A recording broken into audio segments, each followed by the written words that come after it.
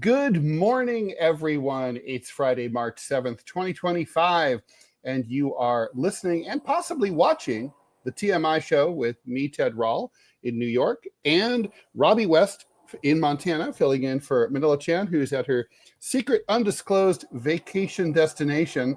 When I put in, I wrote up the show description. I used AI to compose it a little bit. And it said like she was vacationing in sunny climes, and I just decided to leave it like that. But let's just say that's not really. I mean, it could be sunny, but it's not. It's not. Let's just say she's not like in one of those places. No, her weather's probably closer to what mine is right now. I would say so. Yeah, I have another friend who just came back. Is coming back today from the same place, which is also very strange. It's kind of like, I mean, I had one I guess 3-month period where everyone I knew was like, oh yeah, I'm gonna be away, I can't have drinks with you, I'll be in Baku. I'm like, who's going to Baku? I mean, it was like it's kind of like last year was Brat summer. It was like Azerbaijani summer for everyone. I mean, it's like, and no one would say like, what are you doing? Are you a CIA agent? Like, what's your story? Well, they probably maybe just enjoy the views of the oil wells there in the Caspian Sea. I mean, that could be it. Or watching the big old pipelines coming through. Or maybe just want to go see the border between Azerbaijan and Armenia. Yeah, or Georgia. Yeah, no, I mean, I have some military tourism. I did spend a day in Baku, and it was actually a fascinating day. And maybe we'll talk about that. But we do have some show to do. As we said, this is the TMI Show.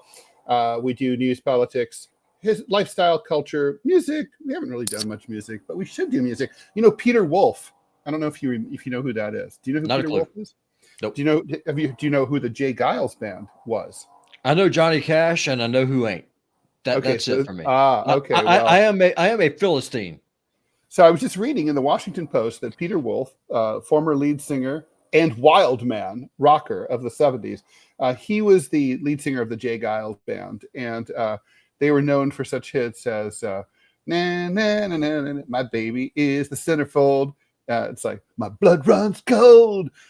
Anyway, so you don't know. Anyway, the point is he's completely fallen off the radar. He was like one of the wild rockers of the 70s. He has a new auto-bio out, and it's meant to be quite good. He's trying to aim as high as Keith Richards did with his. Although I read the Keith Richards book, and it's all right. It's not as good as people say. But anyway, we're going to be talking today about history. Robby and I are both big historians, and so is our friend of the show, my best friend, Scott Stantis. He's coming on to join us down at the bottom of the hour, 26 minutes from now. So keep it here for him as well. And we're going to be talking about our favorite stories from history. I already know what I'm going to talk about, but mine's tied into a column that the Wall Street Journal just turned down, and I'm really annoyed about it because of the way it went down. It's basically like they forgot it. They were like, we're in such a my editor claims that he's in the heaviest news cycle, even worse than the week of 9/11. I'm like, I find that hard to believe, but that's what he claimed. And he basically, my piece got lost in the shuffle. So right now it's at the New York Times. They probably won't run it because I'm too far left for them. And but it's there, and then if they don't run it, I'll syndicate it next week. So and that's the subject. Anyway, I'm going to avoid the disclaimers about cursing and all that. You guys know all that. We're live here every Monday through Friday, 10 a.m. Eastern Time, 9 a.m. Central Time, 8 a.m. Mountain Time, and you know the rest. Be sure to like and follow the show. The Ted Manila Information Show starts now. Or is it the Ted Robby Information Show? I guess it's the TRI Show. It's true. All right, let's get into it. All right, imagine that you just heard the sound effect, and here's the news. President Trump convened a cabinet-level meeting Thursday. What's the difference between a cabinet-level meeting and just a cabinet meeting? I don't know. Anyway, a cabinet-level meeting, or maybe just a cabinet meeting, to tell the heads of the agencies that they are in charge of their agencies and departments, not Elon Musk. That, according to multiple sources. He said that he instructed his cabinet members to go first and look at the people they can cut in their own agencies, but keep the good people, keep all the people you want, everybody that you need. And it would be better if they were there for 2 years instead of 2 weeks, because in 2 years they'll know the people better, Trump said. But I want them to, the best. This shows that Trump listened to the show yesterday, because we discussed this with the judges and stuff. And so this shows that the orange man was listening. That's right. So, Mr. President, thank you very much for your support. Please hit that subscribe button on the lower right-hand corner on Rumble. I'm pretty sure you watch on Rumble rather than YouTube. And retweet us. Yeah, no, oh my God. Yeah, we'll settle for a truth, for sure. But, I mean, we would prefer a re-X or whatever you call it. What is the verb for tweet now that it's an X? I have not heard anyone say, like, at most you might say, oh, I did an X post, which sounds ridiculous. But no one says, like, oh, I X'd this.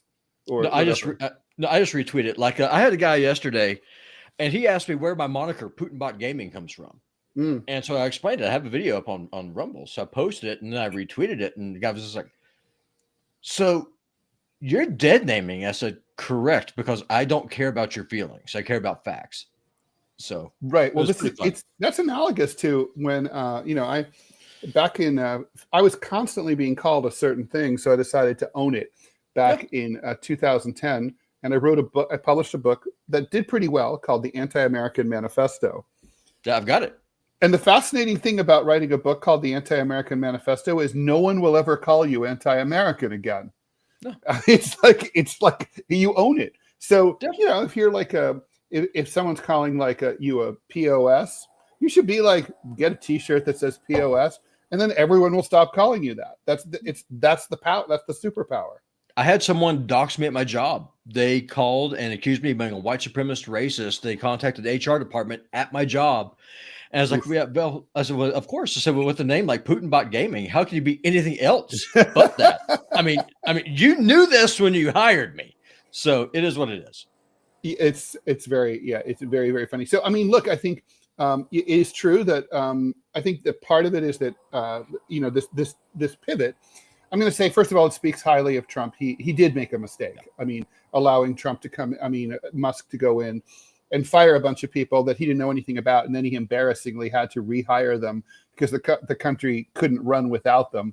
So Trump's like saying, okay, well, you made this mistake. Mao Zedong famously said, fail again better, right? In other words, nobody's perfect. The important thing is to correct your mistakes when you make them. Of course, this was an extremely foreseeable mistake, honestly.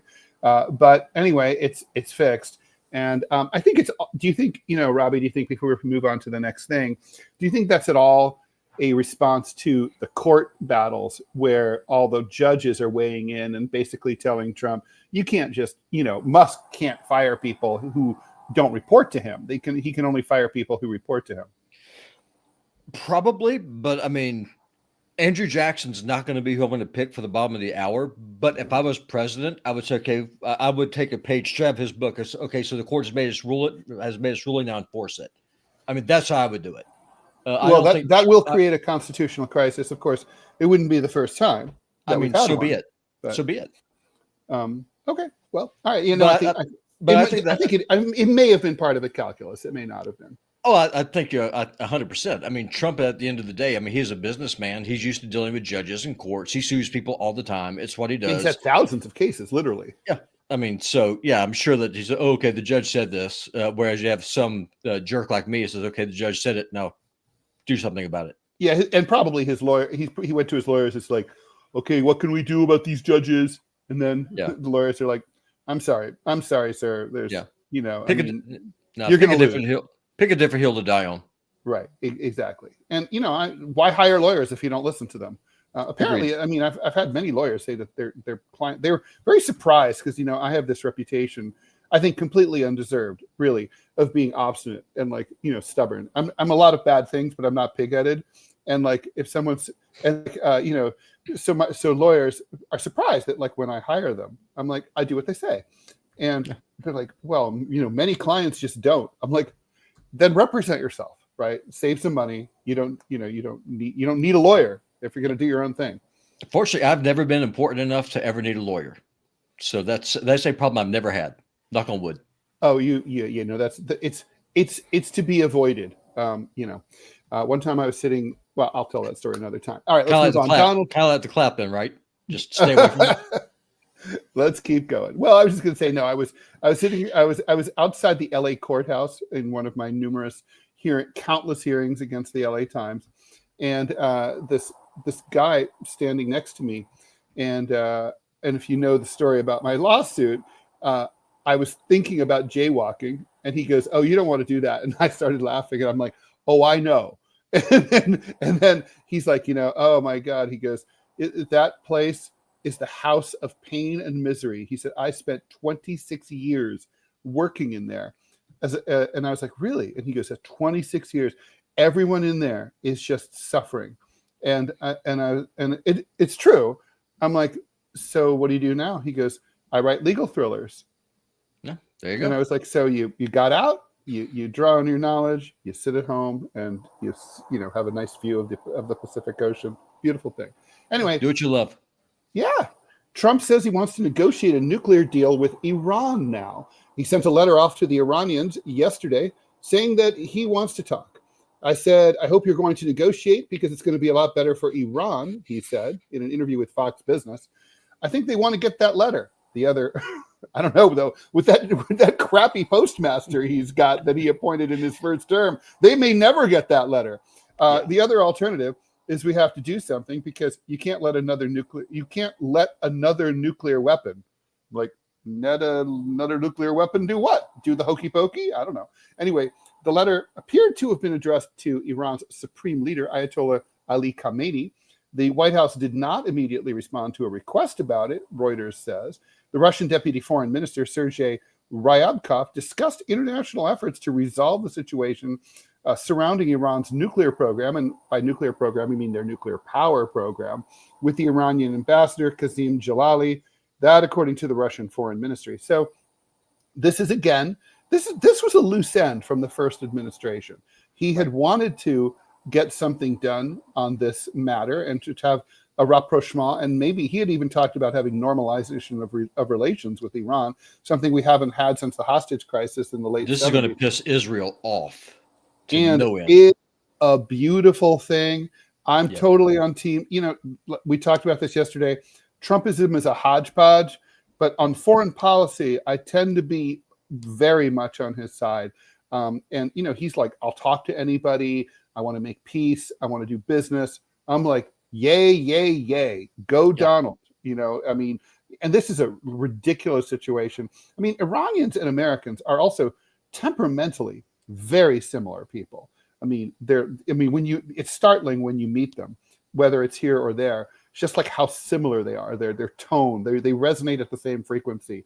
They're sarcastic in the same exact way. They're kind of like our soul brothers, and like we should be hanging with them. And we used to until the Shah was overthrown, and we really screwed that up in a big way. Ayatollah Khomeini, not to be confused with Khamenei, he wanted to have good relations with the U.S. and we weren't interested. We decided we were going to do our Cold War bullshit, and so now hopefully this isn't just about a nuclear nuke deal but that would be fine. It would be a nice start. But I think we should have exchange of ambassadors. We should reopen our embassies in both countries. Iranians should be able to visit here for tourism. We should be able to visit there. I've been to Iran. It's fantastic. There's a lot to see. It's so great. And the food is so good. It's an ancient country. If you're a history nerd like me, I would love to go there and go see the old Zoroastrian temples. And that for me would be awesome. So, no, it's amazing. No, and the temples are amazing. So, and Iran's cool. It's like, it's well worth it. It's also very, very modern. It's basically up to European standards. So although there's some quirks, I went to Mashhad, which is a holy city in northeastern Iran. And the hotel was kind of like not that great because my tour guide was kind of a jerk and he gave me a cheap hotel room, but it had a Bakelite phone. I was like, whoa, I bet that's a blast from the past. And it worked too, Hey, if I was single, I would either be trying to get myself either a Iranian wife or a Kazakh wife. I can't decide which. Oh, yeah. They're both beautiful. That's true. The Iranians probably are nicer. So if you care about that Nice is good. Nice is good. Nice is good. Yeah. American pretty and nice. It's hard to find nice in America, but anyway, I lucked out. I got one of the few remaining ones. That's good, because otherwise, we'll go full circle. That's how you'll end up hiring your first attorney if that doesn't work out. God, man, we've been married. It'll be 19 years this year. It's crazy. Well, she's been putting up with me for that damn long. She's got to be a nutcase. As long as you have that attitude, you'll probably keep going. All right. U.S. job growth picked up in February, and the unemployment rate, however, went up to 4.1%.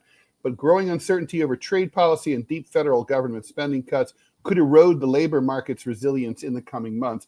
Non-farm payrolls went up by 151,000 jobs last month after rising by a downwardly revised 125,000 in January, according to the Bureau of Labor Statistics. Economists polled by Reuters had forecast payrolls advancing by 160,000 jobs after a previously reported 143,000 gain in January. Estimates had ranged from 30 to 300,000 positions. The rise in unemployment was from 4.0 to 4.1%. So it's just a tick up, but it's ominous because basically unemployment definitely seems to be going up fast and hiring's not able to keep up with it. But it seems that economists are attributing most of the uptick in unemployment to DOGE and the federal government workers who've been all got laid off in the last 6 weeks or so. The report was the first under Trump's watch.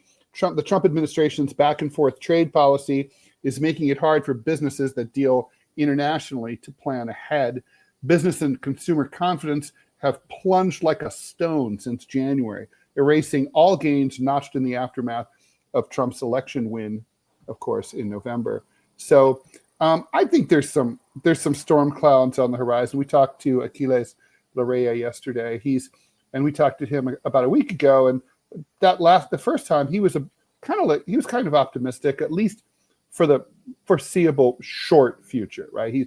He's saying, like, look for trouble maybe next year, which could hurt the Republicans in the midterms if the Democrats succeed in doing something that they've never succeeded in doing since 1974, which is nationalizing midterm elections. It's hard to do. Republicans did it in 1994. And I don't think Democrats even had a plan in 1974. It was just Watergate, and everything was a shit show. So they were just like, fuck all you Republicans, and they all voted no on all of them. But it's been a long time.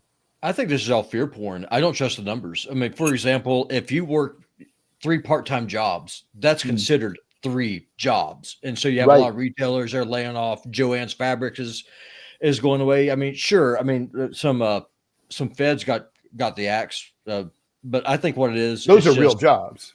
Oh yeah, they're real jobs. But I think what's happening, I think the reason why you're seeing this uptick in numbers is all the part-time jobs that are going away that are counted as employed, when in actuality you're working like 8 hours a week.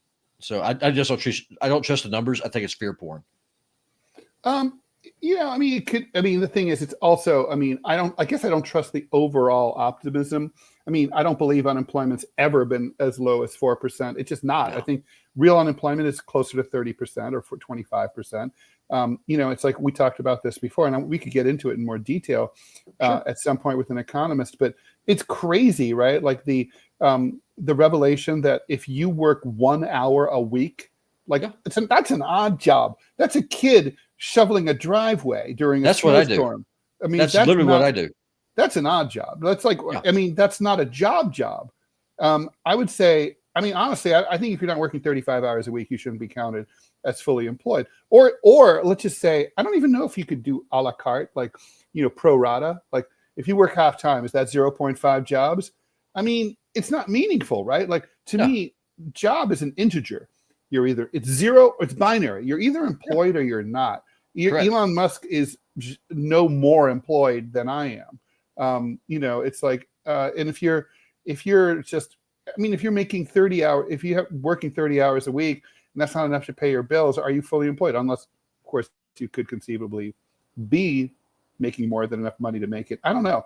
Maybe it should be based on salaries. How much money you make. I don't know. It's the number of people who make over a set amount.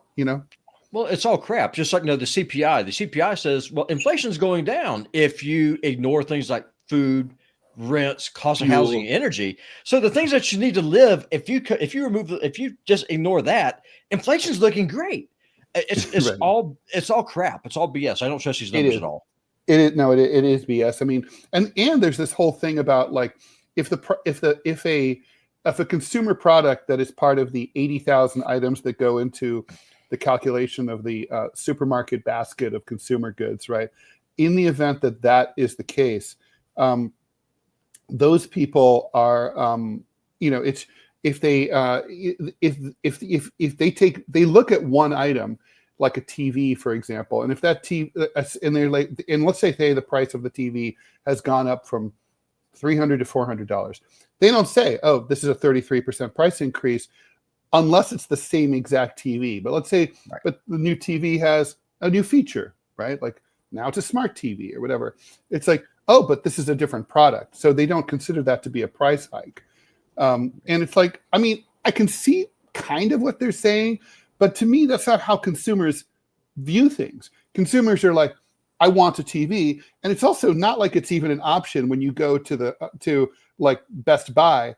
It's not like they have the old crappy non-smart TV that you can buy. Those are gone, right? Yeah. So you can't say like, oh, I pay $130 for a TV that doesn't have any internet stuff on it. That's not an option. No, if you want that, you have to go to a thrift store. I mean, that's right, exactly. I mean, that's what you do. That is right. That's exactly right. And that's a completely different thing. I mean, look, I have some sympathy for the feds.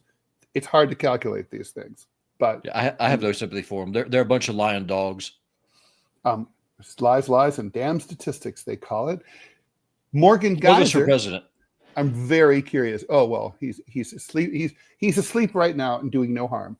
Morgan Geyser, one of the two 12-year-olds at the time, I don't know if you remember this case, who said that they attacked their friend in order to please a fictional character called Slender Man, will be released from a psychiatric hospital, a judge said, following a hearing on a new petition to stop that release. Geisner, this has happened 10 years ago. She's now 22. She'll be released from Winnebago Mental Health Institute, according to the judge. New hearing in which a proposal for plans on Geyser's release has been laid out, has been set for the end of the month. In January, several psychologists who worked closely with her testified and said that she was prepared to be released under supervision.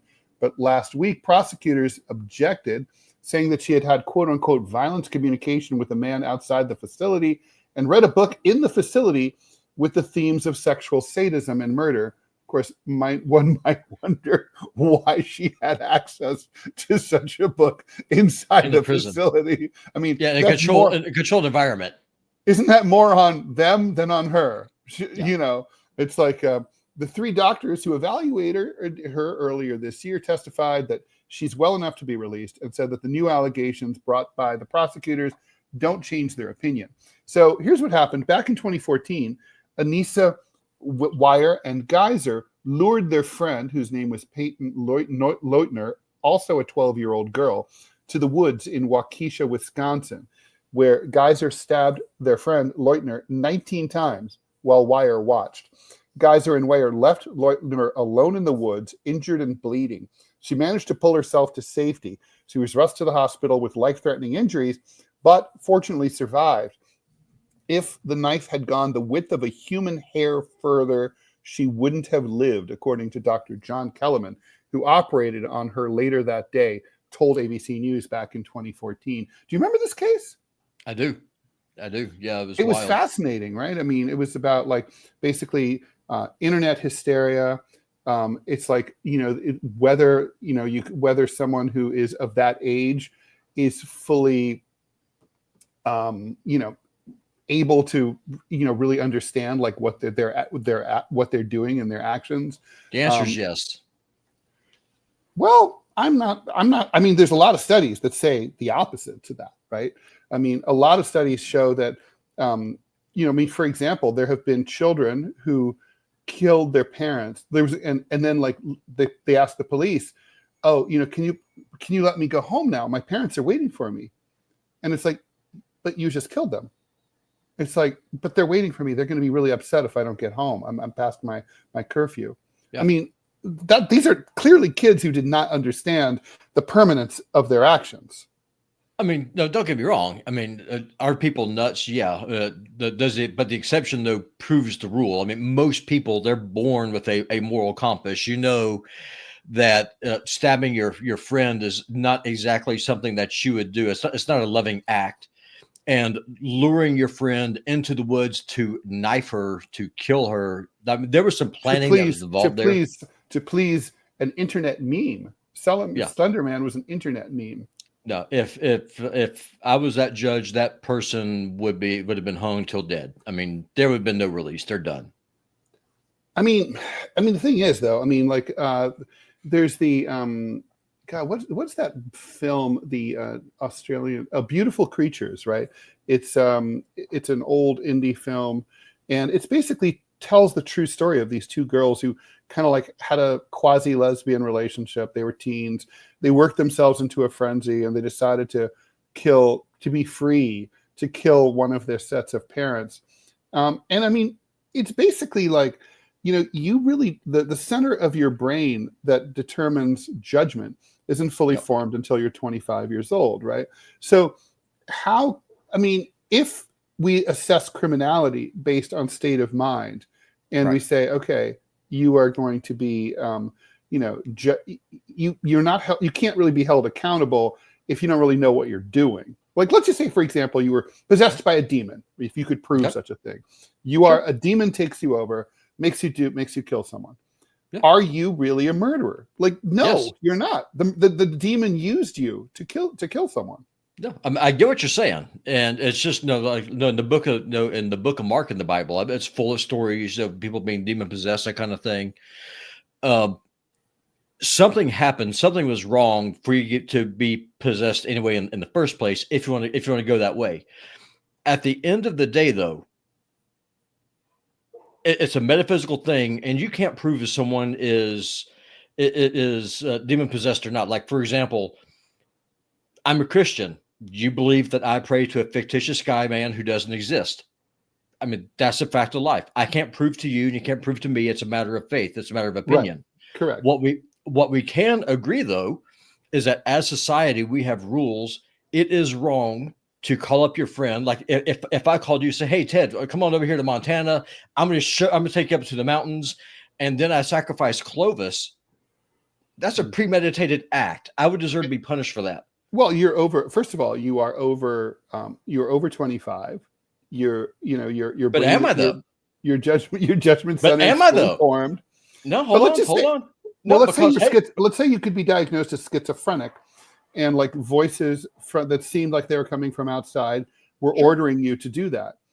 I mean, are you really responsible? Well, hey, if you could be transgender, if you could change your gender at any time that you want, if you could change your race, trans race is now a thing. I could be trans ageist. I could be whatever age I want to be. I could deny reality, and then working in that state of mind, I can do the hell I want because I'm now a minor because I say I am. That's the problem. So you're saying you're a trans kid? 100%. I run, and for my proof, I'm going to show you because I'm going to submit Putinbot Gaming as my proof. I play video games online for fun, and I make some money off of it. So yes, I am a trans kid, and so if you and a quarter of the population. Oh, it's fun. It's all right, so we still have a headline to go, but I'm going to pop in Scott in as sort of a prequel. Hey, Scott. Yes, because it's about history. Howdy, Scott. All right, well, I'll introduce Scott. Here's Scott. You're Scott not Manila. Are you identifying as Manila? He's identifying as Manila. I am Manila. I am. I've decided. Manila. I decided I am going to be. I'm going to be an Asian woman who's pasty white in a dim Montana day. Okay. Now, I'm going to introduce Scott for people who don't know who he is. Scott Stantis is an acclaimed, I asked the AI about this bio, is an acclaimed American editorial cartoonist and creator of the syndicated comic strip Prickly Study since 2009. He has served as the editorial cartoonist for the Chicago Tribune, following a distinguished career with newspapers like the Birmingham News, the Orange County Register, and the Arizona Republic. His conservative-leaning cartoons syndicated to over 400 papers via Tribune content agency reflect this self-described contrarian stance. All right, let's go straight into this history-based. This is consistent with the theme of today's show. Where are you? Okay, yes. Sorry, I scrolled. Traffic ground to a halt at one of France's busiest train stations earlier today after an unexploded World War II bomb weighing more than 1,000 pounds was uncovered just north of Paris, causing travel chaos that extended across the English Channel. The bomb was discovered in the Saint-Denis suburb during overnight work on the tracks that lead into the Gare du Nord, a major Paris transit hub that serves northern France and other parts of Europe, including Britain. That's where the Channel train goes from. The bomb was discovered around 3:30 in the morning, about a mile and a half from the Gare du Nord, the company said. The workers were landscaping at a bridge renovation site when an earth-moving machine revealed the bomb, which had been buried about 6.5 feet underground.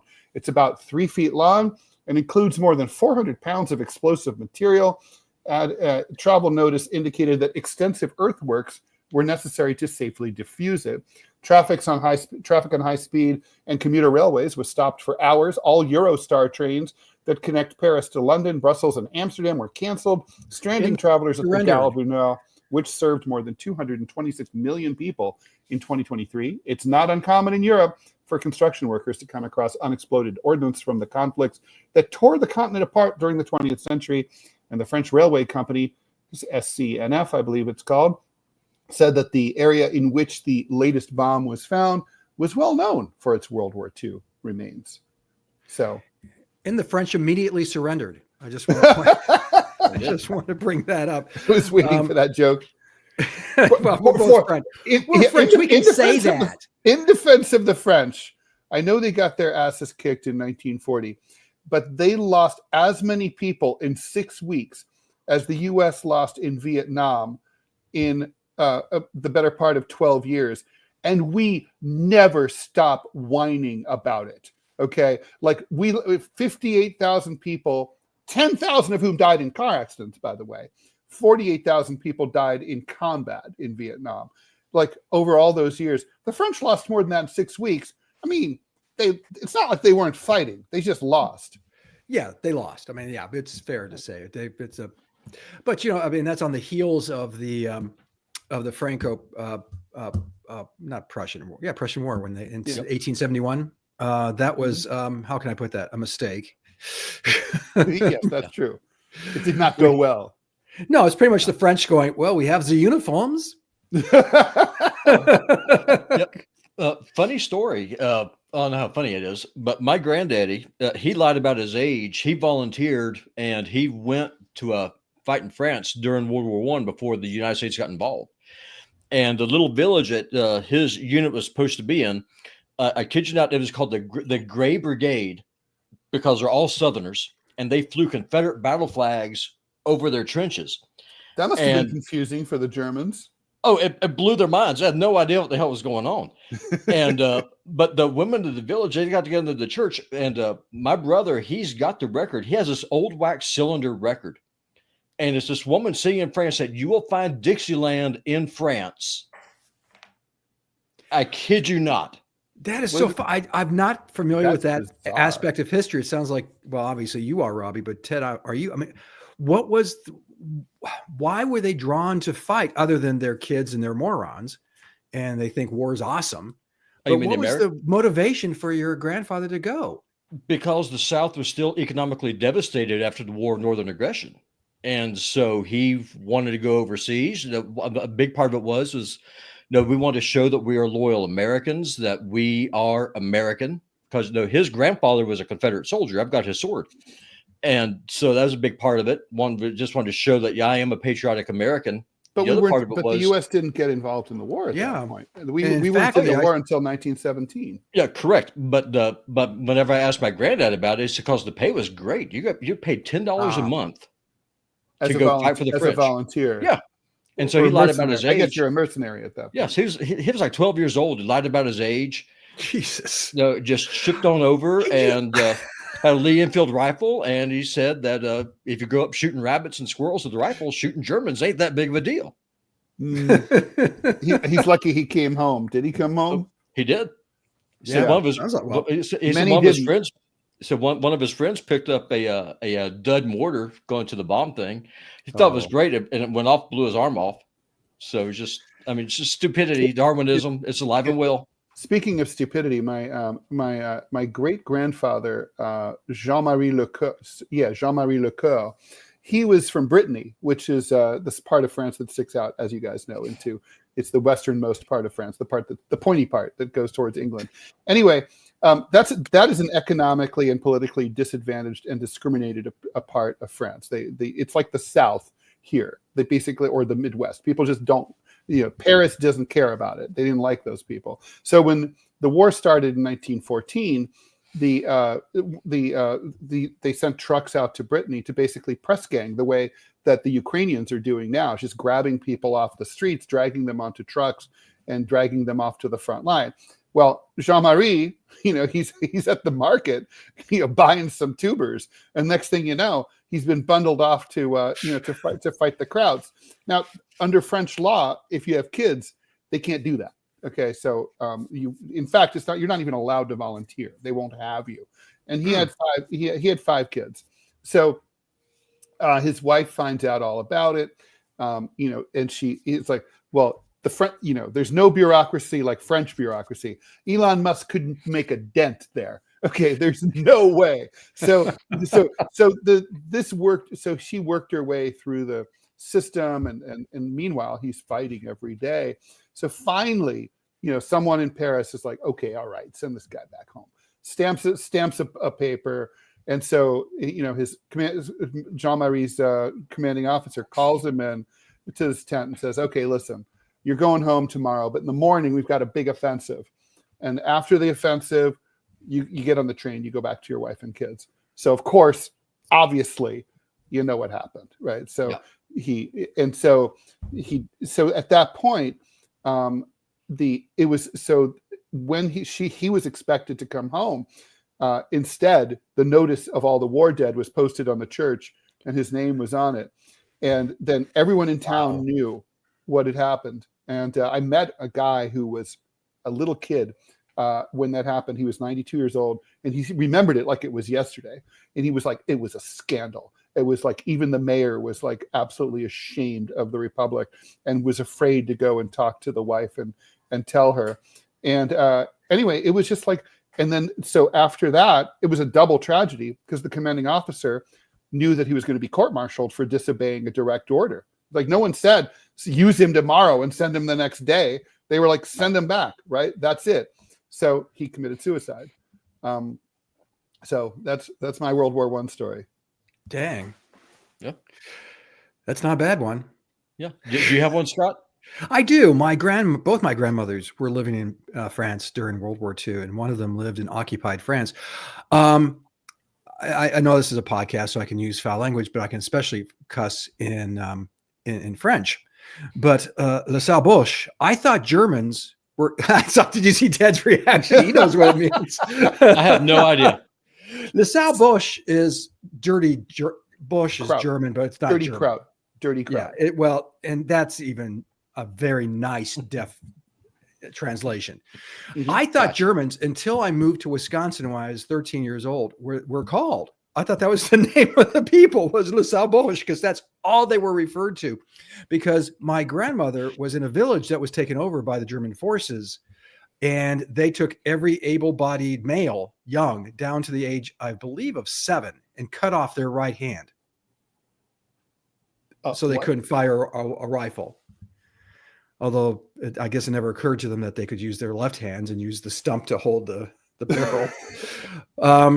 But that was, yeah. So we, people asked, do I live in a bigoted house? I really didn't. My father was very enlightened, especially for a white dude in 1960s America. Sure. And without being, weird and squishy and hippie-ish. He was just practical. He said, people are people, look at their merit, and then, go forward. But the one thing I always had I had a hard time with is Germans, because they show up to my family's house every once in a while back in the home country. So so Le Salboche, look it up. It's and when my father's mother immigrated to the United States in the 1920s, she saw Versal, and which is she says, why are they advertising that? Because it's a rough spelling for, how would you say it in French, Ted? For very dirty. Yes, very, very dirty. Very dirty. So she's taking the train from New York to Chicago, and there's all these signs that say Versal. She's going, why are they telling me this? I mean, I can see it. It's a filthy country, but especially coming through the stockyards of Chicago, I can imagine her thoughts. Oh God, I can't even imagine. Well, I loved it, and that's sort of like Des Moines. You know that story about why Des Moines is named Des Moines? No. So French explorers were traveling up the river where the city of Des Moines now is, and they were east of there, and they were traveling with an Iroquois language guide, and so the French were like, so what's up ahead? And they said, Des Moines. And it's like, so they decided to name the place Des Moines, right? So then only later I did not know that of Iroquois. Well, this is the story. So only later have Iroquois language experts determined that was the word for shithead. So Des Moines literally means those shitheads. I wonder, Ted, you might know. No, Scott, how you're talking about how the French are cut off the right hand of the Germans. No, I wonder if that's the Germans cut off the right hands of the French. Yes. Oh, it's the other way around. Because I wonder if that was it couldn't be a throwback, because back in the 100 Years' War, if the French would capture an English archer, they would cut off these two fingers. They couldn't. It's exactly the same thing. And so I wonder if that's exactly the same thing. So you talk about history, and this is what I love about history is when I talk to students about this and their eyes glaze over, and I say, no. First off, history is almost always, when I was a kid, and Ted can attest to this, at our age, was always taught by the varsity football coach, right, who could not give two craps about history. But history is so human. I draw for the Chicago Tribune. Chicago, people aren't aware or many aren't, that word is actually the Indian word for the stinky onions that grew in the area. Really? So you know how this went down. Mm-hmm. Europeans show up. There's a sandbar where Chicago is today, a big sandbar, and they run into a group of Native Americans, and they go, what do you call this place? And the Indians looked at each other and go, what? I don't understand what they're saying. And of course, the Europeans went, what do you call this place? And they're pointing at the ground, where they're probably pointing at one of the stinky onions. And the Indians are looking at each other going, I don't know. It looks like he's pointing at the stinky onion. It's Chicago. It's called Chicago. And they went, we shall call the place Chicago. And of course, it just means stinky onion. Yeah, I still think Chicago came out ahead of Des Moines. You're yes. What do your French friends say when they see that city? They got to go. No, it doesn't mean that in French. I mean, I assumed for years, and so did a lot of other people, it means monks. It's like a moine is a monk, and it's like, but there's maybe they were like there was a rock shaped like that, like a monk or something. Only now do we know the truth. That is so great. It was apparently like an insult, like for the tribe who lived there. But when I think about, I've been thinking about when Ted texted me about being on the show and about the topic. I love immersing myself in the historical moment. What was that like? One is like the Rubicon. When Caesar crossed the Rubicon, people, I don't know if they're aware, first off, that crossing the Rubicon has, of course, become a cliche. It means you crossed the line of no return. But the Rubicon in Italy is a creek. I mean, it's literally something you can walk your horses across. It was made at the border that if you brought your forces into there, you were then a treason. You were treason against the Republic of Rome, which of course he was. The other thing, have you ever seen a show? It was not good. called The Crossing. It was about George Washington's crossing of the Delaware River. No. And they actually portray it really well because every member of his staff went behind his back. Many of them said, "This is friggin' bananas. Is he crack?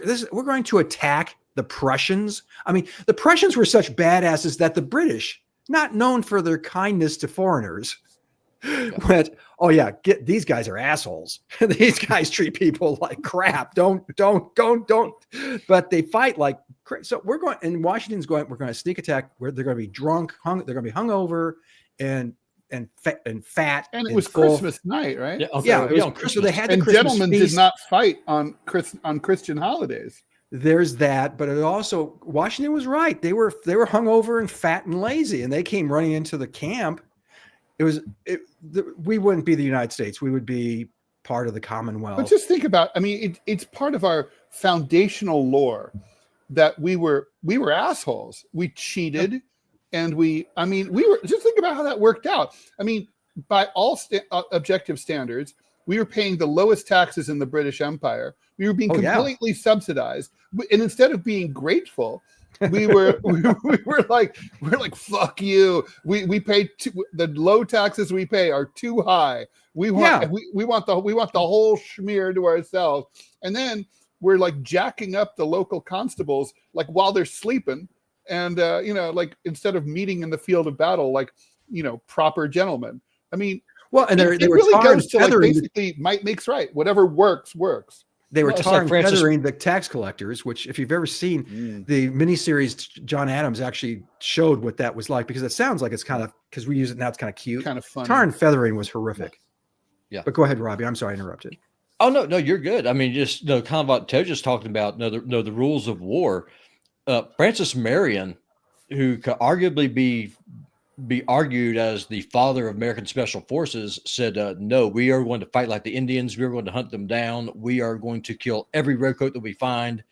And I mean, in a lot of ways, he invented the concept of terror warfare. And I mean, that's what he did. Yeah, exactly. And that's also part of that whole, we always fight the last war. The military does. And so in the Civil War, you had, there's a bunch of guys with rifles. Let's walk towards them. Yeah, okay. Rifled rifles, hence the name. It was, I mean, they always fight the last war. So when the Americans start to do the guerrilla actions that Ted described, you're absolutely right. And that's what, I mean, we won one major battle, Yorktown. That's it. And that never would have worked without the French fleet, of course, because you had to block their exits. That's what got, but in terms of the Civil War, I mean, the Revolution, we would never have won in the conventional way of, we shall march together as men, we shall parley in the middle and set the rules of conflagration, and then we shall retreat, and then our men shall, henceforth move forward to each other. But because the weaponry had changed, it wasn't pikes and swords, it was rifles. I mean, it wasn't rifles, it was guns, it was muskets. But they were still, which if you've ever fired a musket, is hilarious, because I know Robbie has. If you've ever aimed at something and hit it with a musket, the gods were on your side, because that's not happened in reality. Because it's a ball and it's not rifled, so it goes zip, zip. I mean, people in the Civil War reported being able to see them. I don't know if you could see. You heard it because the velocity is not. Some people fast. Could see them. Okay, before it hit them. Maybe not, but I think you could see it like from the right angle. You could see them. Could you see that, Robbie? I would defer to you to firearm. They're big, right? The balls were big. Yeah, I mean, cannons. Yes, you're right. You're right, because the illustrator showed them. Well, because what it is that the Union Army, they actually used rifled rounds, whereas the Confederates used kind of like almost like a mini ball. So Confederate rounds were basically like a big old ball bearing. I've actually got some. And so they would shoot those out. They would tumble. So the Confederates a lot of times used move the word muskets because they didn't have a standing army. It was a militia army. Mhm. Whereas the Union Army, they actually used rifled rounds with an actual 54 caliber round, and they were just devastating. They look like little missiles. The Confederates could outshoot the Northern Army, but the Northern Army had the advantage of just better technology, and just over time that told the tale. Especially when the Union Army came out with the Spencers, the repeating, the semiotic rifles, first time ever used in war. That made a big difference. And one thing to talk about, the rules of war. The first Thanksgiving proclamation was during the siege of Petersburg by Grant. Well, when that went out, when Lee heard about it, he ordered the Confederate Army not to fire in observance of Thanksgiving, this day of giving thanks to God. And the Union, Grant, he just kept pummeling them with cannons. Lee actually put a standing order saying, if you return fire, I will have you hung. You will not do this. We will fight like gentlemen. You will not shoot back. And that worked out. How did that work out for them? Well, the thing is, I think that, here's the thing, right? I think that by 1864, it was over. Everyone knew that there was a butcher's bill still to be paid. Mm-hmm. But Lee knew, for example, he advocated for a quick war. Don't try to defend everything. Go north, strike the North like a cobra, win a political victory. Jefferson Davis said no. And Jefferson Davis, in a lot of ways, for the Confederacy, was kind of like what Hitler was for Germany. He was the best friend that the Union Army had, because he was fighting the last war. Even though Lee was saying, we cannot win a war of attrition, we will be strangled to death. We will be destroyed. And in April 1865, most people don't know this. After Appomattox, the Confederates technically won Appomattox. That they beat the Union back. But Lee was at the point just like, this is unsustainable. This is untenable, based on what Ukraine is now. Yeah. Or World War I from the German side. The Germans were so confused after the war because they were like, well, how did we lose? The whole war was fought on the enemy's side. Not one battle in Germany. Jefferson Davis, he ordered Lee to take the Army of Western Virginia after Richmond fell to fight a guerrilla war, a la Francis Marion. Mm-hmm. Lee defied the president of the Confederate States. He surrendered. He committed an act of treason against the Confederacy, disobeying the president that he was in allegiance to. And Jefferson Davis was enraged and said, "How dare this man rescind an order that I had given?" And the response that Lee gave was like 300,000 men is enough. It's over. At that point, things are just falling apart. I mean, you know, at that point, you're like Admiral Donitz, the guy who took over the Nazi government after the suicide of Hitler, and ran Germany for a week, or actually like a month, right? And and basically, it was just kind of like, well, at a certain point, it's like, this is all falling apart. We all know which way. We know which direction it's going. There's some. The details will be finagled, but we know what's going to happen here. One of the things story. One of my. Go ahead. It is like Ukraine. Oh, go ahead. I just want to say one of my favorite stories, military stories of all time, comes from the Civil War, and it's a little known story. The Confederacy was having enormous success, obviously, the first couple of years of the war. And I mean, it's really admirable and pretty amazing. And they got into their heads that they were going to have the Confederacy stretch from the Atlantic to the Pacific. So they start marching out of Texas. They go into New Mexico. These are all territories of the United States at that point.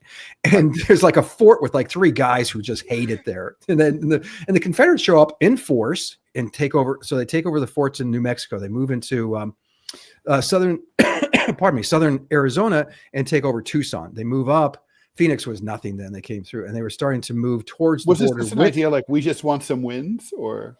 Well, yeah. I mean, devastating. Think about it. The Confederacy then was winning over territories, Union territories, and B, it would have stretched from the Atlantic to the Pacific. That's a pretty strong statement. By the way, this campaign is documented in a lot of Westerns, right? Like this. Yes. A lot of Westerns where you see fighting in the Southwest, and you're like, if you don't know your history, you're like, what are you guys doing out here? Long. But by the time they got to the border with California, they see this way off in the distance. Their scouts see a ragtag group of trappers, miners, and seafaring men are marching towards them. And the Confederate troops are going, "This is great. They're joining us to go to the sea. This is awesome." And these guys who were badass motherfuckers, they were just the baddest guys, start wailing on the Confederates, saying, "We're for the Union. We're part of the Union." Especially California, the Union was very good to them. And they just beat the shit out of the Confederate Army and pushed them all the way back to Texas. I mean, it's a remarkable, I just love the idea, the image of all the troops, all of the Confederate officers say, "They're here to join the cause. God bless those boys." What are they doing? Not so much. Right. Yep. My granddaddy's granddaddy, he actually served under Stonewall Jackson. He was a part of the Stonewall Brigade. Wow. Really? And so, we still have his diary. And so my family is from what's now West Virginia. It was Western Virginia.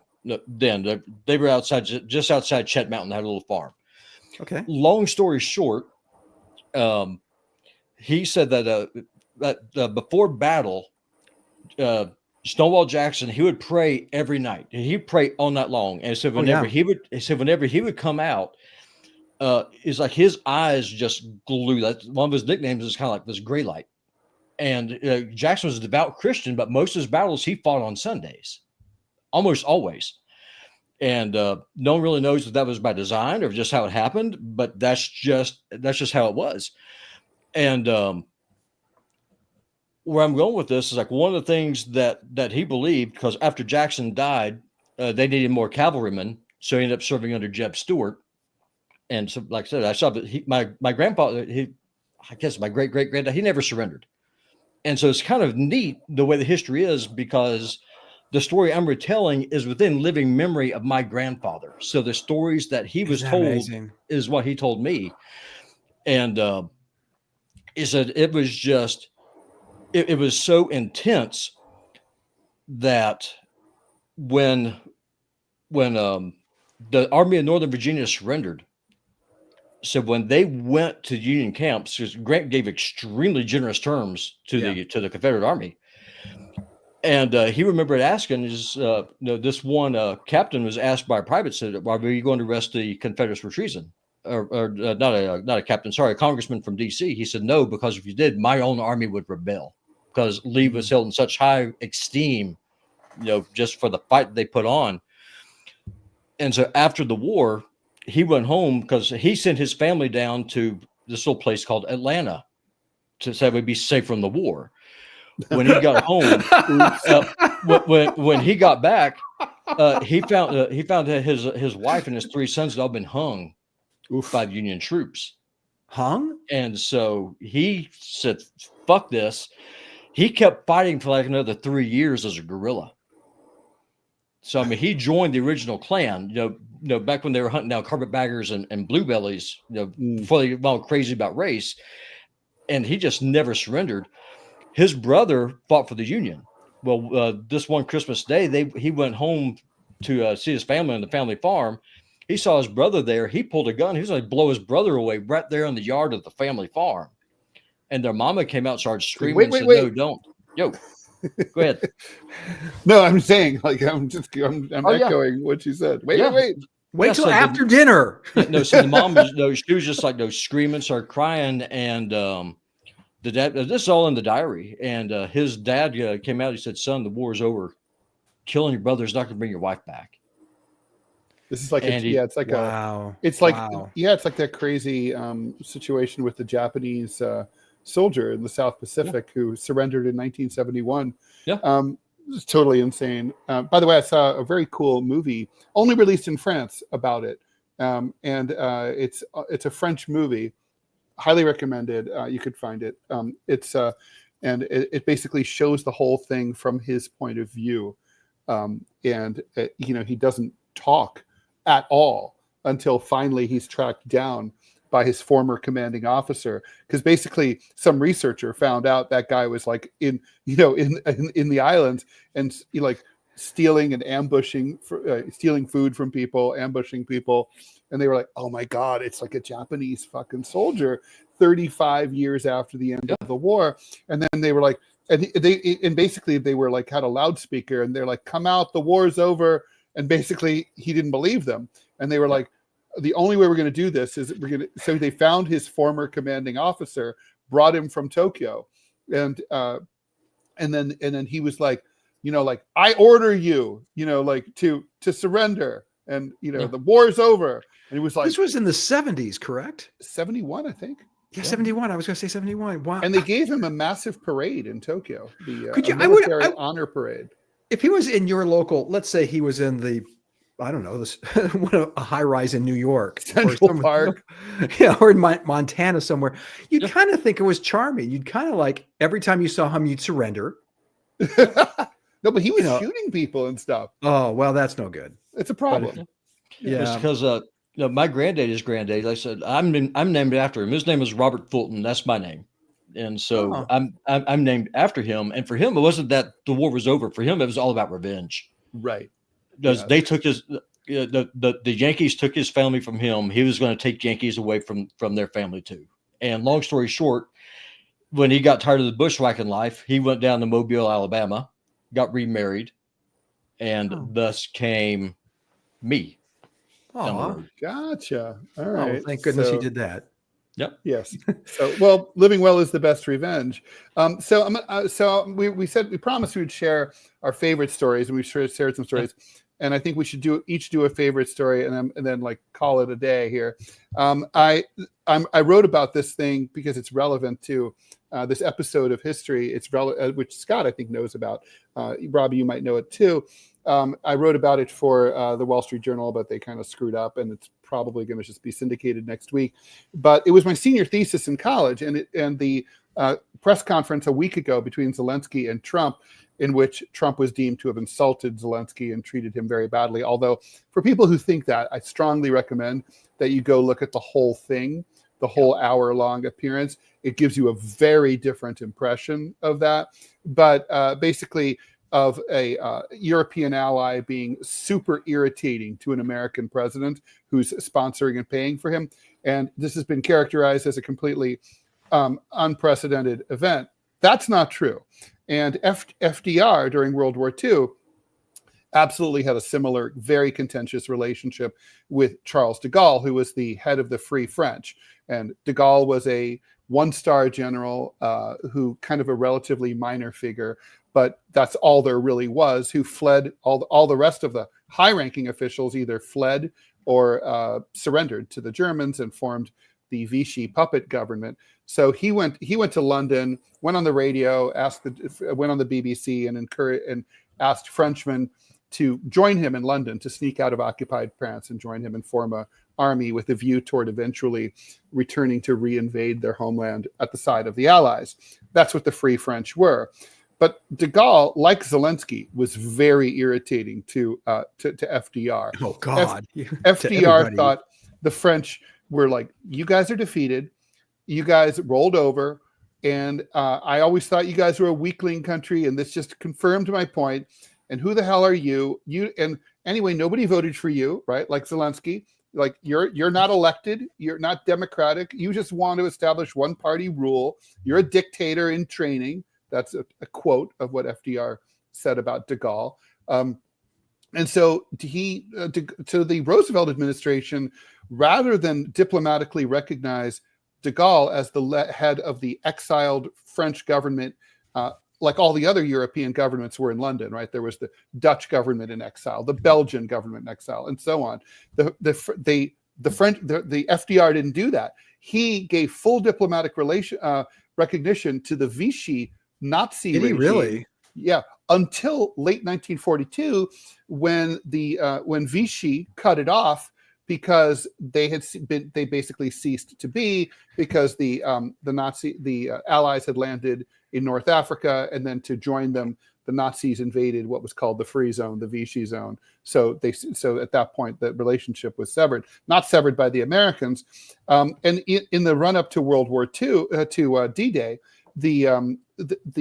Roosevelt was like, don't involve the Free French. They're not going to be part of the landing. We're going to occupy France like an enemy nation, like fascist Italy and Nazi Germany. It's Vichy is an enemy state, and we're going to occupy them accordingly.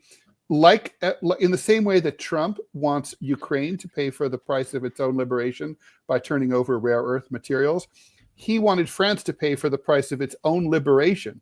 So at D-Day, when American troops landed at Normandy, their pockets were full of French francs. They weren't real French francs. They were francs that were printed at the U.S. Mint in Philadelphia. And they didn't say République Française. They just said France.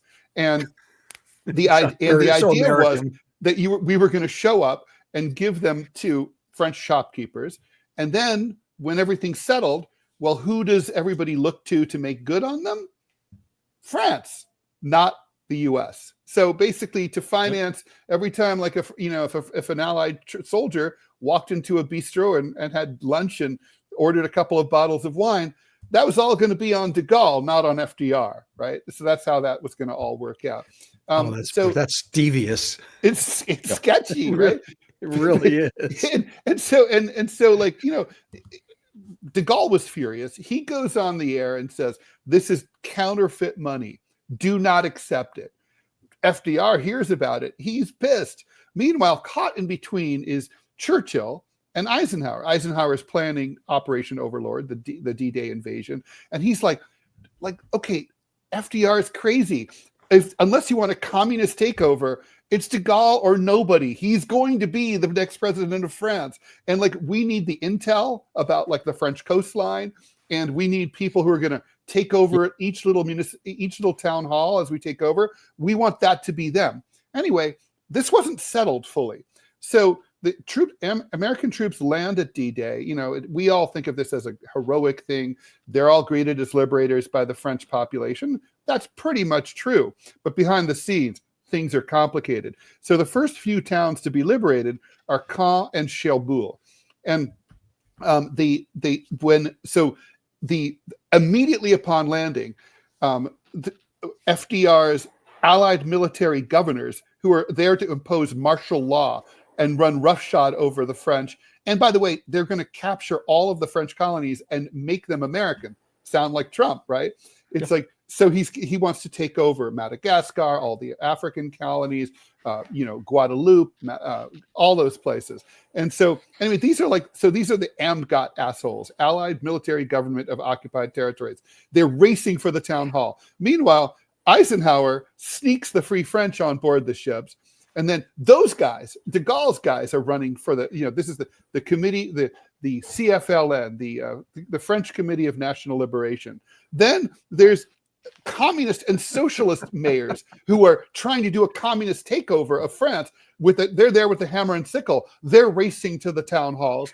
And at the same time, there's the Vichy mayors who's still there and refusing to leave. So in these town halls, sometimes there were 4 or 5 rival mayors, each taking one floor in the office. Oh, God.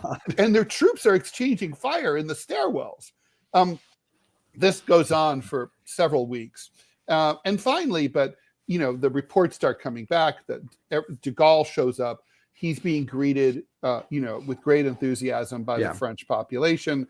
The press was completely in the tank for de Gaulle, much like the press is completely in the tank for Zelensky. And they were like, they couldn't understand. They knew about this policy. They were trying to quash it too. It's in the same way that you're seeing the press try to, push for Zelensky against Trump. And so by the time France is liberated Paris is liberated August 25th, 1944, it's like the truth has been swept under the rug. But even so, FDR refused to acknowledge de Gaulle as the president of France until November of 1944. Way, probably a good year or two later than he should have. It's kind of like the French all know this story, and it's a big, and de Gaulle always talked about it. And the French, it's one of the roots of post-war anti-Americanism, like if you had a big booger in your cafe au lait, that might be why in 1960. So, but Americans never found out about this story. So, Robbie, your favorite history, or I can go, your call. You go ahead and go because I talked a lot so far. Well, we've had, for those of you who've watched me here or watched us on our podcast or listen to the podcast or whatever, I'm a big U.S. President wonk. And I'm going to focus on the 20th century because there's 3 quick stories that, and they get progressively duller. So stay with me. Oh, yay. Yeah. The first one is Warren G. Harding, who would, again, put yourself in place. Let's say you are the Secretary of War, which is what it was called back then. And the president excuses himself so he can go to a broom closet. I'm not making this up, and have sex with his mistress. Yeah. That's Mr. Clinton. What are you doing? Frankly, well, it kept us out of a lot of stuff. Not to mention there was after the election of 1920, there was a slight recession, and it stayed slight because Warren G. Harding took the Scott Stantis tack. He did nothing. He let it happen. He said, this is a normal fluctuation. We're coming out of a war production. We're coming out of Spanish flu, and we're coming out of, other economic factors. So, and he didn't do anything. And it was a very shallow recession. It was a shallow recession because he was stooping his mistress in a broom closet. That's number one. Number two, I said these are going to get duller, is Teddy Roosevelt. I love this story. President of the United States. Stay with me, boys. President of the United States says, I'm going out west. I'll get back to you in about a month. He literally he's doing the cowboy thing, right? He's just goes off into the Wild West, and no one knows where he is. That's just up Yellowstone, wasn't it? As the first. Yeah, that's part of that trip. Yes, but for a month, can you imagine the president just disappearing for a month? That would be great, quite frankly. But and talk about a missing president. Here's my number one story of the 20th century American presidents, and it's Calvin Coolidge. So you take your Adderall and try to stay up, kids, because this is good. But every morning after he ascended to the presidency, there's 2 stories. One is very touching. One is very practical. I'll tell the practical one first.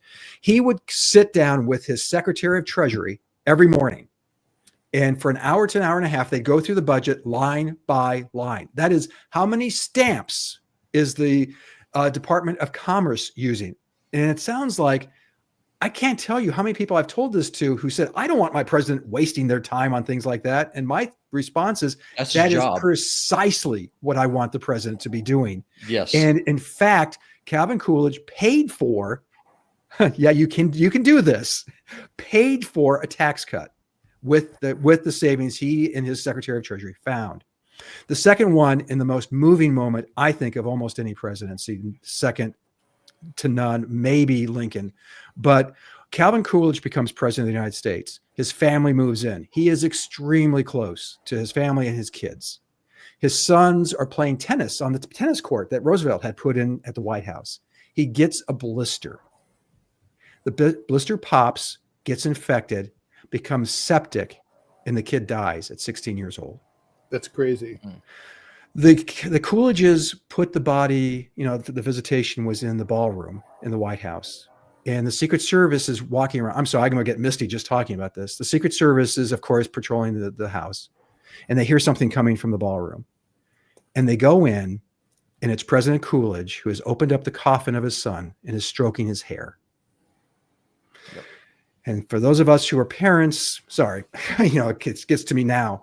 We know exactly what he was feeling. And he said later, he says, if that was the price of the presidency, I wish I'd never ascended to it. Mm-hmm. Yep. Those are those moments that I think define those characters and kind of redefine. And the lesson here is always wash yourself when you pop your blister. Yes, there's that. Wait, 16. Have you seen? Do you remember? I mean, we have kids. Our 16-year-old socks. Good God! Good God! That's where the plagues come from. It's 16-year-old boys' socks and underwear. They're so like musky and weird. They're gross. My sons would have friends spend the night without telling us, by the way. So it's always a surprise when you're walking through the house and there's a 17-year-old asleep on your couch. But we ceded the territory of our downstairs to our sons, and when they have someone, you could walk down. You have to walk. It was like your It was like your Crimea. Exactly. Well, we were hoping it would hold the peace. It didn't, but for a while. But you're walking down, and halfway down the stairs, you could smell the boy smell. Boys just have a smell, and so So those are my boy's trees. 15, so I understand. Oh yeah. Oh my God. When your kids become teenagers and the pheromones and the perspiration, all that They crap. stink. Holy crap. Oh my God. All of a sudden you're sitting next to him at dinner. You're going, what the hell is that? And they don't really Dude. bathe often enough. So there's that too. Oh, Yeah. I have okay. I'm sorry. Or they don't bathe Everything's a properly. story, but No, keep going. my son would come in and we'd go, hey, did you take a bath? Yes. No, you didn't. Go take a bath. You'd hear the bath water run. You'd hear him get, you'd hear the bath water run. That's all you hear. Soap? Did you soap? No, exactly. He'd come back in and said, did you actually get in the tub? No. Go get in the tub. So he'd go get, and you'd hear him splashing in the tub, and then he'd get out and dry off in like literally 48 seconds. Mm-hmm. He'd come back in, and to Robbie's point, did you use soap? He'd go back in, and he'd come back out, and he'd say, did you wash the soap off? Because he had this coat. He'd go, oh, and he'd go back and take that off. And guys, it happened more than once. Yeah. Such creatures. So, Yeah, Robbie, no, what's your they history are. story? We got to wrap it up because Yeah. Scott and I we're doing our own podcast in like 45 minutes. Oh, I'll be there and watching then. Yeah, you will. Because what if I had to pick one, I'd have to say it was at the onset of the war, Northern Aggression. Lee was called the Queen of Spades, and so because what he was doing is that he was preparing for the war they're going to be fighting, as opposed to the last war. Long story short, after Fort Sumter got attacked, Lee was brought into a meeting, and they're talking about Jefferson Davis was talking about how Winfield Scott was a traitor to the South because he's a Virginian, and he stayed with the Union.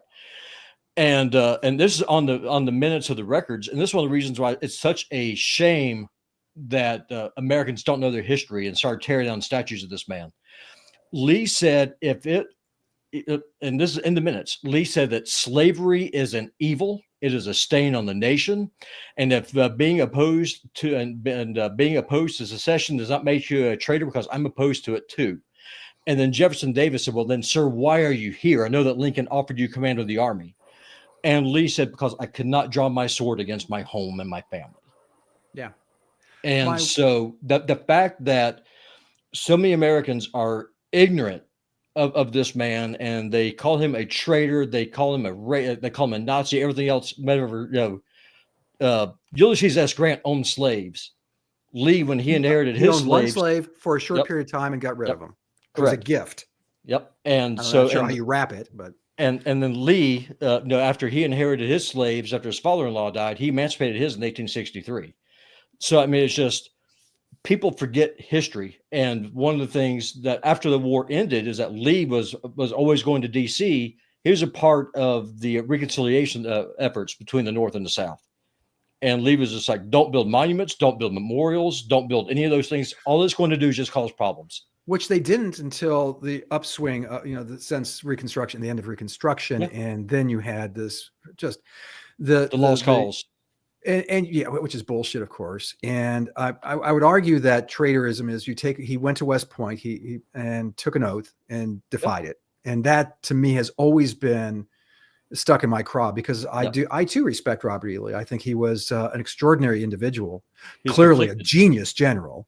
Yeah. Stonewall Jackson, if Stonewall Jackson had not been killed, they would have won Gettysburg, because he wouldn't have done Pickett's charge. He was the only man who could have convinced Lee not to do that. And I think leaving with a draw, and the fact that Meade didn't pursue, which was again another boneheaded Union mistake. Yeah. But Robert E. Lee was, and I've read a number of books about him, obviously, because he's really is an extraordinary human being. I still have trouble with men who attended West Point, took the oath to the United States, and then broke that oath. I still have difficulty with that. But to your point, Robbie, my wife, who hates me mentioning this, but she was born and raised in California, and she said if the federal government invaded California, she would have gone out. She would, no matter where she lived, she would have gone back and fought for California. Well, it's your home. Yeah. I mean, I think that modern day Americans have a hard time understanding this. The country back then was a lot of ways, it was kind of like Greece was in the days of the city states. Like, Yes. The concept was that the United States, like if you look at the documentation, everybody said these United States is a federal union of sovereign states, and your loyalty was to your state. And the 9th and 10th amendments to the Constitution both say that powers are not given to the federal government, are reserved to the states and to their people. The founders that was so important.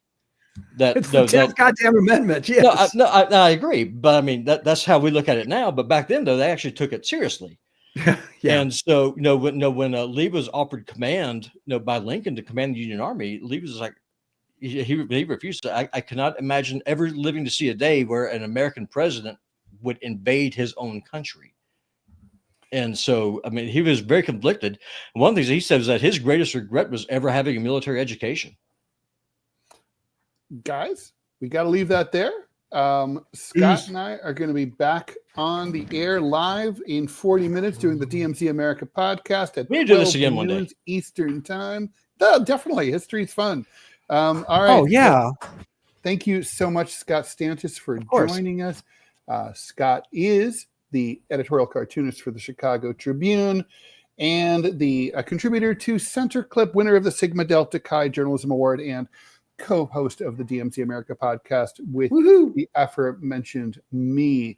All right, so with that, Scott, thanks again. See you in a bit. Thanks, guys. Thanks, Robbie. Bye. No, thank you. And thanks, Robbie, for your support and moderating the chat. Please subscribe. Substitute on Rumble at the bottom right-hand corner of your screen. Please subscribe and support the show on YouTube as well. And just remember, if you want things to keep going on the internet, you have to pay for them. We are no exception here whatsoever. So please subscribe, follow us on X and all that stuff. Generally speaking, help us support independent news and content creation. And thanks, everyone, for everything. You guys are all awesome. Bye, Robbie. Especially those of you who are still awake. Bye. Bye, y'all.